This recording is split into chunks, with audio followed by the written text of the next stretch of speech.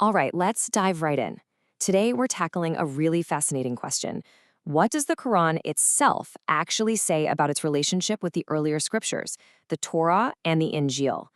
For this, we're going to tune out later interpretations for a minute and focus purely on what the text itself tells us. So, to kick things off, check out this incredible piece of guidance from a hadith. When it comes to the people of the scripture, it says, don't believe them and don't disbelieve them. Whoa. Right off the bat, that's not a simple yes or no, is it? It's a puzzle. It immediately frames this whole relationship as something complex, which sets up our big question. How are we supposed to approach these earlier revelations according to the sources? Okay, so to even start to unpack that puzzle, let's first look at the most widely held view out there. The one many of us start with. The thinking usually goes something like this. The Torah and the Injeel, they were definitely from God, for sure. But over time, they were changed, distorted. Basically, human hands got all over them. And in this view, the Quran came down to correct all those mistakes and ultimately to supersede those older scriptures, because they just weren't reliable anymore. This is pretty much the baseline assumption for many. But here's where it gets really interesting. When we step away from that common idea and we look directly at what the Quran says, the text itself seems to throw a wrench in that whole theory. I mean, look at this. In verse 5, verse 68, the Quran delivers a really striking command. It tells the people of the book that they are upon nothing until they establish the Torah and the Injeel. That Arabic word there, tuqimu, it means to uphold, to stand by, to live by. This isn't just a suggestion. It's a direct command to live by them, not throw them out.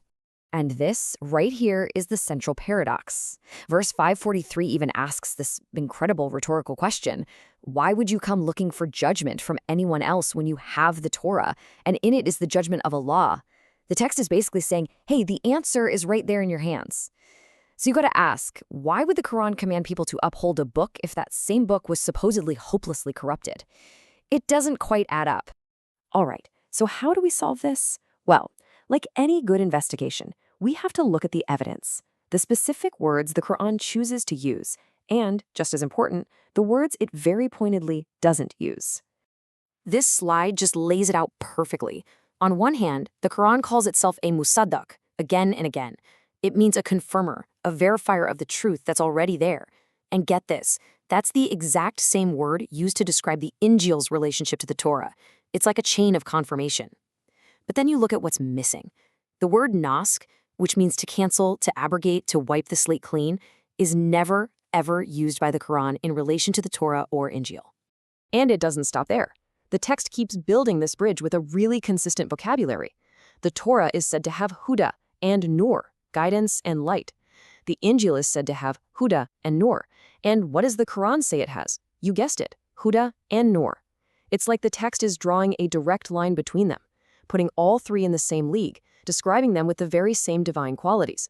Okay, this next part is a real game changer. It all hinges on this one pivotal word, a word that shows up only twice in the entire Quran, but it holds the key to this whole relationship. This is big. And that word is Muhaymin. Just look at what it means. Guardian, witness, overseer, protector. It describes a relationship of watchful, trustworthy authority. Think about that. Guardians don't replace what they're guarding. They protect it.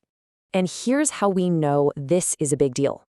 The first time the word Muhaymin appears, it's used as a name for God himself, placed right between the trustworthy and the mighty. It's all about faithful, powerful protection. The second time, it's in verse 548, describing the Quran's role over the previous scripture. The implication is just massive. The Quran is meant to act with that same divine quality of trustworthy guardianship. And if you're not convinced, this is the part that really seals the deal. It's from the very same verse, 548. Right after calling the Quran a Muhaymin, the text says that God intentionally made different communities with their own distinct paths and ways.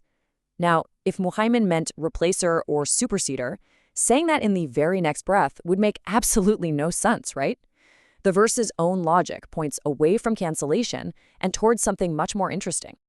Okay, so if it's not about canceling the original revelations, then what on earth is it correcting? Well, the text is actually super specific about this. And this is the pivot, the big shift in perspective. The Quran's critiques aren't aimed at the text. They're aimed at what people did with the text.